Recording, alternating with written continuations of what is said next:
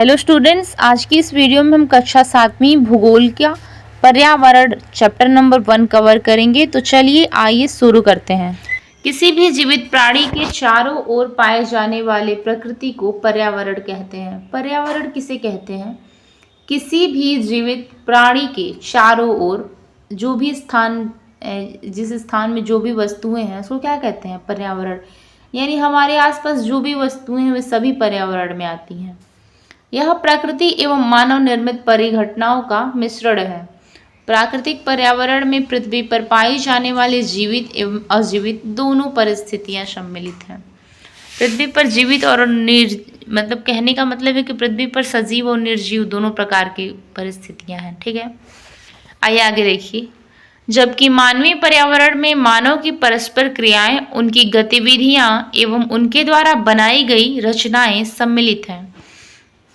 प्राकृतिक पर्यावरण भूमि, जल, वायु, पेड़ पौधे एवं जीव जंतु मिलकर प्राकृतिक पर्यावरण बनाते हैं। स्थल मंडल, जल मंडल, वायुमंडल एवं जैव मंडल से आप पहले ही परिचित होंगे। आइए अब हम इनके संबंध में कुछ और तथ्यों की जानकारी प्राप्त करते हैं। पृथ्वी की ठोस परपटी या कठोर ऊपरी परत को स्थल मंडल कहते हैं। स्थल मंडल किसको कहते हैं? पृथ्वी की कठोर ऊपरी जो परत होती है उसको कहते हैं। ठीक है, यह चट्टान एवं खनिजों से बना होता है। ये टीआरई में पूछा हुआ क्वेश्चन है कि पृथ्वी की ऊपरी परत किससे बनी हुई है? स्थल मंडल चट्टान और खनिजों से बना हुआ है। और बहुत कंफ्यूजिंग भी होता है ये क्वेश्चन, इसलिए इसको इम्पोर्टेंट है, देखिएगा किससे बना है? चट्टानों, खनिजों एवं मिट्टी की पतली परत से। यह पहाड़, पठार, मैदान आदि जैसी विभिन्न स्थलाकृतियों वाला विषम धरातल होता है। ये स्थलाकृतियां महाद्वीपों के अलावा महासागर की सतह पर भी पाई जाती हैं। स्थल मंडल वह क्षेत्र है जो हमें वन, कृषि एवं मानव बस्तियों के लिए भूमि, पशुओं को चरने के लिए घास स्थल प्रदान करता है। यह खनिज संपदा का भी एक स्रोत है। जल के क्षेत्र को क्या कहते हैं? जलमंडल। जल के क्षेत्र को जलमंडल कहते हैं। यह जल के विभिन्न स्रोतों जैसे नदी, झील, समुद्र, महासागर, विभिन्न जलाशयों से मिलकर बनता है। जलमंडल कैसे बनता है? नदी, झील, समुद्र, महासागर और जो भी बड़े बड़े जलाशय हैं उन सब से मिलकर क्या बना है? जलमंडल। यह सभी प्राणियों के लिए आवश्यक है। पृथ्वी की चारों ओर वायु की पतली परत को वायुमंडल कहते हैं। वायुमंडल किसे कहते हैं? तो पृथ्वी को चारों ओर से जो एक वायु की परत घेरे हुई है उसी को कहते हैं वायुमंडल। पृथ्वी का गुरुत्वाकर्षण बल अपने चारों ओर के वायुमंडल को थामे रखता है। यह सूर्य की झुलसाने वाली गर्मी एवं हानिकारक किरणों से हमारी रक्षा करता है। वायुमंडल क्या करता है? पृथ्वी की जो यूवी रेज आती हैं उससे हमें प्रोटेक्ट करता है। ठीक है, कई प्रकार की गैस, धूल कण एवं जलवाष्प उपस्थित रहते हैं। वायुमंडल में परिवर्तन होने से मौसम एवं जलवायु में परिवर्तन होता है। पादप एवं जीव जंतु मिलकर जैव मंडल या सजीव संसार का निर्माण करते हैं। यह पृथ्वी का संकीर्ण क्षेत्र है जहाँ स्थल, जल एवं वायु मिलकर जीवन को संभव बनाते हैं। जैव मंडल में क्या है?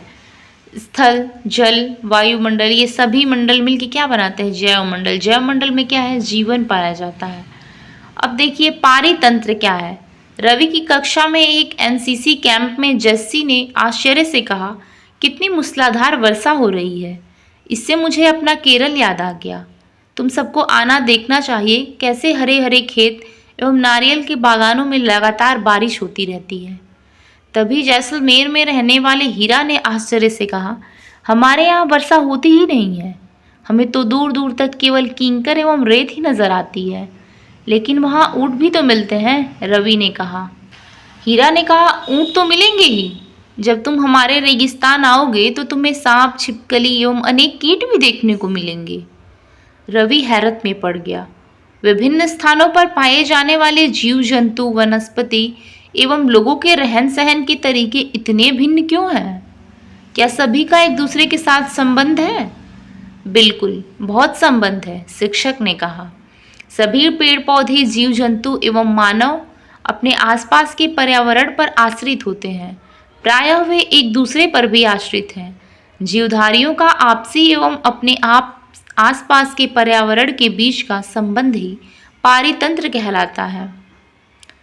अधिक वर्षा वाले वन, घास स्थल, रेगिस्तान, पर्वत, झील, नदी, महासागर एवं छोटे से ताल का भी एक पारितंत्र हो सकता है।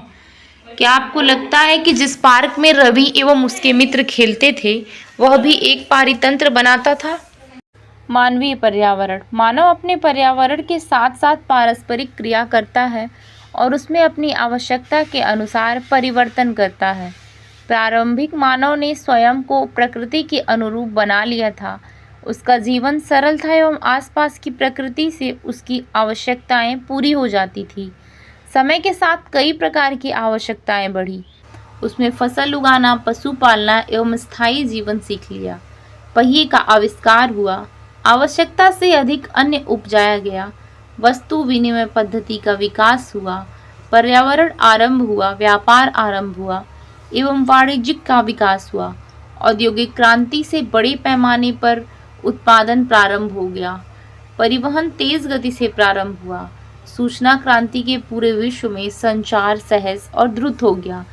क्या आप जानते हैं कि आप गर्मी में रसीला तरबूज एवं सर्दी में भुनी हुई मूंगफली खाना क्यों पसंद करते हैं? प्राकृतिक एवं मानवीय पर्यावरण के बीच सही संतुलन होना आवश्यक है। मानव को पर्यावरण के साथ स्मरणता में रहने एवं उसका उपयोग सीखना चाहिए। रवि की कक्षा में मिजोरम की एक लड़की है नूरी। वह अक्सर अपने स्थान की हरियाली की बात करती रहती है। खेल का मैदान नष्ट होने के कारण रवि उसकी उदासी देखकर नूरी ने उससे अपने आने वाली छुट्टियों में अपने घर मिजोरम आने को कहा। रवि के शिक्षक ने सभी बच्चों से कहा कि छुट्टियों में वे जिन स्थानों पर जाएंगे, वहाँ के भूदृश्य, घरों एवं लोगों की क्रियाकलापों का चित्र बना कर लाएं। ये चैप्टर बहुत छोटा सा था, इसमें बहुत कुछ ज़्यादा दिया हुआ नहीं है। हाँ, ये क्वेश्चंस हैं, इनको आप देख लीजिएगा। कक्षा 7वीं का अध्याय नंबर 2 पर्यावरण अब समाप्त हो गया है। कल मिलेंगे 7वीं के अध्याय नंबर 2 के साथ।